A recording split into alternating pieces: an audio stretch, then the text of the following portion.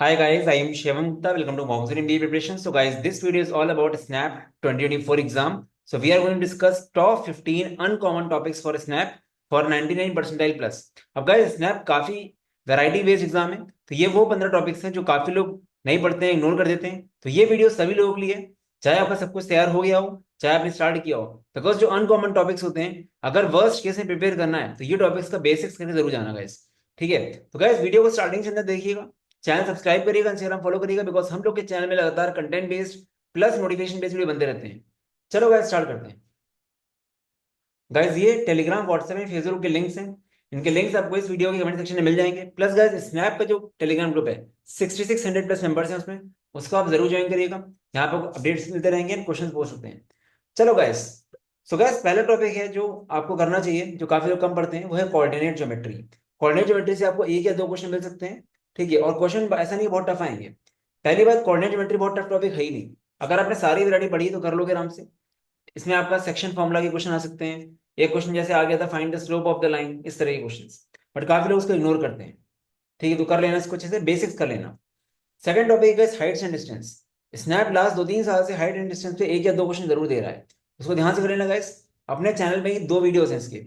ठीक है, तो इसको देख लेना, Heights and distance question practice कर लेना। अब काफी लोग होते हैं जो मैक्सिमम लोग कैट के लिए प्रिपेयर हुए होंगे, तो उन्होंने नहीं पढ़ा होगा, तो आप ये कर लेना। थर्ड नंबर में गाइस ट्रिग्नोमेट्री। ट्रिग्नोमेट्री का ये बेसिक्स कर लेना गाइस, जितना कर पाओ। इससे भी आपको एक क्वेश्चन मिल सकता है। Then we have inequalities and modulus. अब इनइक्वालिटीज एंड मॉडुलस काफी लोगों को देख के डर लगता है, बट बेसिक लेवल का क्वेश्चन एग्जाम में आ सकता है। ठीक है, मॉडुलस आएगा बट बेसिक ही आएगा, तो अपने अगर बेसिक कर पा रहे हो तो अच्छी बात है। Then guys statistics and binomial theorem. Statistics आती थी स्नैप पे पहले, कई बार क्वेश्चन आ चुका है स्टैटिस्टिक्स का, तो बेसिक्स कर लेना। बायनोमियल थ्योरम बहुत डेप्थ में नहीं पढ़ना है, थोड़ा बहुत छोटे मोटे कंसेप्ट पढ़ लेना। ठीक है, ताकि आपको आइडिया लग जाए कि क्या होता है, मे बी अगर वर्स्ट केस में आ गया तो। देन गैस ये एलआर का टॉपिक है, पैरा बेस्ड क्रिटिकल रीजनिंग। अब गैस देखो, कई बार क्या होता है कि हम लोग स्टेटमेंट वाले सीआर पढ़ के जाते हैं, बट जैसे एनमैट में पैरा बेस्ड आते हैं, तो अगर पेपर वर्स्ट केस में आया, ठीक है, तो हो सकता है क्रिटिकल रीजनिंग के पैरा बेस्ड वाले क्वेश्चन आ जाए 2-3। तो जो लोग एनमैट प्रिपरेशन कर रहे हैं उनके लिए तो ईजी है, प्रैक्टिस कर ही रहे हो आप लोग। बट जो लोग नहीं कर रहे हैं, वो भी कुछ क्वेश्चन प्रैक्टिस कर लोगे तो अच्छा रहेगा, para based sorry. Then guys PNC and probability. No doubt ये काफी पॉपुलर है, इसको अनकॉमन नहीं बोलेंगे, बट स्टिल काफी लोग होते हैं जो कैट के लिए नहीं पढ़ते हैं। उनको लगता है कि एक दो क्वेश्चन आएंगे, छोड़ो अर्थमेटिक अलजेब्रा कर लेते हैं। बट ये कर लो गाइस, क्योंकि स्नैप पे भी इसके क्वेश्चन आ सकते हैं। और मॉडर्न मैथ्स के लास्ट ईयर, मॉडर्न मैथ्स में सब कुछ आता है, वैसे काफी चीजें आती हैं। तो लास्ट ईयर मॉडर्न मैथ्स के 6 या 7 क्वेश्चन थे किसी एक स्लॉट में। इसमें पीएनसी, प्रोबेबिलिटी, सेट थ्योरी, कई चीजें होती है। ठीक है, मतलब इन शॉर्ट में अगर बोलूँ, तो पीएनसी प्रोबेबिलिटी के लास्ट ईयर 4 क्वेश्चन थे। तो गैस कम नहीं होते हैं 4 क्वेश्चन 20 में से, तो कर लेना अच्छे से इसको। ठीक है, वैरायटी का गेम है सारा। Then guys set theory quants वाला बोलिए। क्वांट्स वाला मतलब डिसजॉइंट सेट्स आपके हो गए। ठीक है, आपके 1 1 ऑन 2 फंक्शन हो गए, खैर फंक्शन की बात हो गई। तो जो क्वांट्स वाला आपका सेट होता है, उसकी बात कर लो। ठीक है, वो कर लेना।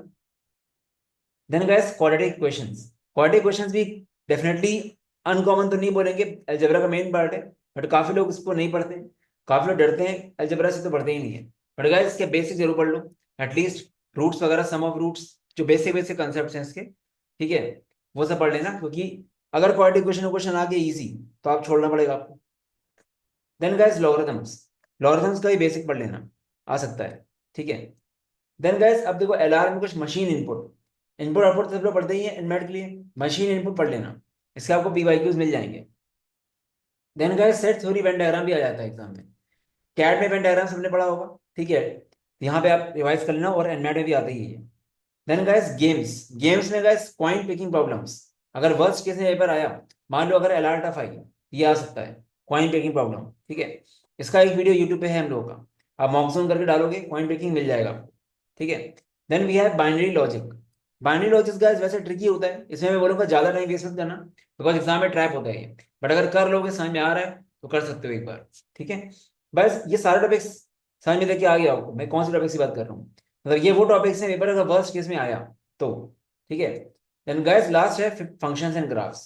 फंक्शंस का बेसिक आ सकता है, इनवर्स फंक्शन वगैरह पूछ सकता है आपसे, इवन ऑड फंक्शन पूछ सकता है। ठीक है, या फंक्शन के कुछ टाइप्स होते हैं वो पूछ सकता है। ग्राफ्स का बेसिक क्वेश्चन पूछ सकता है आपसे, एरिया बाउंडेड रीजन वगैरह का, बेसिक है। अब गाइस देखो यहाँ पे प्रॉब्लम क्या आएगी, मैं आपको सिनेरियो बता रहा हूँ। ये 15 टॉपिक्स हैं। ठीक है, मान लो आप लोग जो बहुत पॉपुलर टॉपिक्स में पढ़ के गए, अर्थमेटिक वगैरह पढ़ के गए, ठीक है। डेफिनेटली गाइस अर्थमेटिक तो पढ़नी है, ठीक है। उसका एक एवरेज लेवल का अंडरस्टैंडिंग अर्थमेटिक की हमेशा होनी चाहिए, बहुत हाई चाहे ना हो, बट एवरेज तो अर्थमेटिक आनी चाहिए, बिकॉज वेटेज बहुत होता है अर्थमेटिक का। बट अगर सपोज करो अर्थमेटिक क्वेश्चन लेंदी आ गए, 5-6 क्वेश्चन, और ये मान लो कि हर टॉपिक से अगर एक एक क्वेश्चन या दो दो क्वेश्चन भी आ गए, क्योंकि last year height and distance 2 question आ गए थे, और सारे क्वेश्चन हमारे नॉर्मल लेवल के हैं, और जिसने ये टॉपिक्स उतने अच्छे से नहीं करे, पेपर इजी होने बाद भी नहीं कर पाओगे, है ना। इसलिए बोला जा रहा है कि ये 15 टॉपिक्स एटलीस्ट बेसिक्स कर लो तो अच्छा रहेगा, बहुत ज्यादा डेप्थ में नहीं जाना है आपको, ठीक है। बाकी का डिपेंड करता है कि अभी आप स्टैंड कहाँ पे हो। अगर आपने बिल्कुल ही नहीं पढ़ा है, या फिर आपकी क्वांट्स बहुत ही ज्यादा वीक है, तो जिनकी क्वांट्स गैस बहुत ज्यादा वीक है उनको मैं ये बोलूंगा कि जो टॉपिक आपको समझ में आता है, कंफर्टेबल हो, वो टॉपिक अच्छे से ले जाओ, सपोज करने के चक्कर में मत रहो। क्योंकि जो चीज आप यहाँ पे नहीं कर पा रहे हो ना गैस, वहां पे वैसे भी नहीं हो पाएगी, तो आपको ऐसे नहीं करना है फिर उस केस में। पर जो लोग समझ जाते हैं चीजों को इजिली, उनको मैं बोलूंगा ये टॉपिक्स का बेसिक करके जाना चाहिए गाइस। तो ये गाइस समझ लो कि जितना ज्यादा डाइवर्सिफिकेशन रखोगे ना अपना टॉपिक्स में, उतने आपकी प्रोबेबिलिटी बनेगी एसआईबी एमएससी में चढ़ जाने। जितना आप सिलेबस नैरो रखोगे कि ये कर ले ये कर ले ये कर ले, उतना चांस कम होंगे एसआईबी में जाने, ठीक है। तो अब वही हम कई बार बोल चुके हैं, तो वैरायटी में फोकस करो, not only in quants but LR and VA as well. VA में बहुत वैरायटी होती है, ठीक है।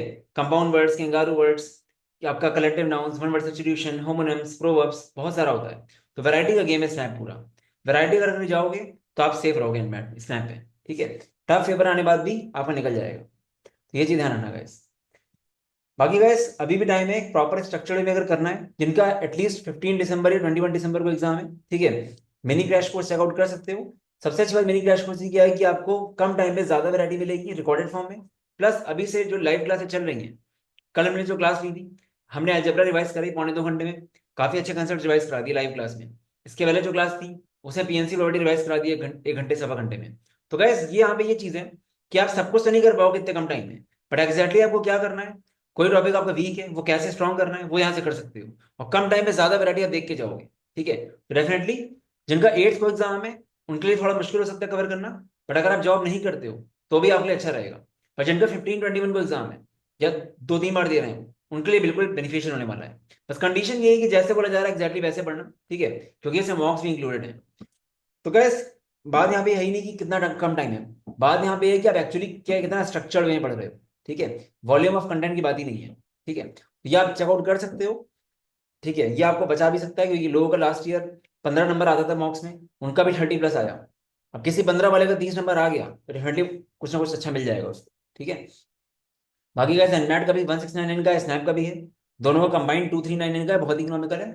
क्योंकि हम लोग के मॉक्स एनमैट स्नैप के 1600 के, डिफरेंस अमाउंट बहुत कम का है, ठीक है।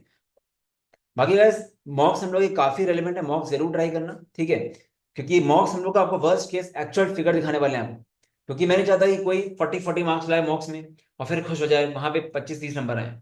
ये मॉक्स ऐसे हैं गाइस, यहाँ पे अगर आप 34+ ले आए, 5-6 मॉक्स में भी लिया है, मैं लिख के दे रहा हूँ वहां पे 42 आएगा। और ये एनमैट में हो रहा है। एनमैट में मैंने बोला था, ठीक है, बहुत सारे स्टूडेंट्स दे चुके हैं, अपने एनमैट मॉक्स से बोला था कि जिसका जितना नंबर यहाँ पे आएगा उससे कम से कम 20-25 नंबर ज्यादा आएगा। और बहुत स्टूडेंट्स का 180-190 आता था मॉक्स में अपने, वहां पे 220-225 आया, ठीक है। तो वर्स्ट केस के लिए है, वैरायटी कवर्ड है सारी। तो खाली मॉक्स भी आप ले सकते हो, 159 के हैं ये, ठीक है, कॉम्बो। बाकी हम लोग के रिव्यूज हैं, चेकआउट कर सकते हो। Apart from that guys CAT का रिस्पॉन्स शीट आ गया, तो बहुत ज्यादा पैनिक मत हो, जो स्कोर आना था आ गया, ठीक है। और आप लोगों ने स्कोर चेक कर लिया होगा, परसेंटाइल भी मिल गया होगा आपको, कैलकुलेटर्स वगैरह है मार्केट में।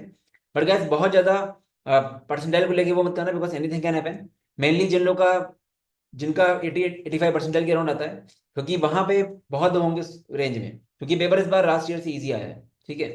तो कहने मतलब ये है कि बाकी एग्जाम में फोकस ज्यादा करो, ठीक है, चाहे एग्जाम में आपका नंबर ज्यादा आया हो चाहे कम आया हो कैट के। Results and reviews you can checkout. बाकी का इस टाइम पे अगर जॉब नहीं करो तो कम से कम 10 से 12 घंटे पढ़ाई करो, ठीक है, जितना पढ़ लो उतना अच्छा ही है, नंबर ऑफ आवर्स काउंट ही नहीं करने चाहिए। कोई डाउट आता है तो यहाँ पे जो व्हाट्सअप कर देना इस नंबर पे, ठीक है, आप इसमें कॉल भी कर सकते हो, ठीक है। एंड moxon.in/snap पे जाओगे, आपको एक फ्री स्नैप का मॉक मिल जाएगा, वो भी देख सकते हो। चलो guys, all the best, bye bye.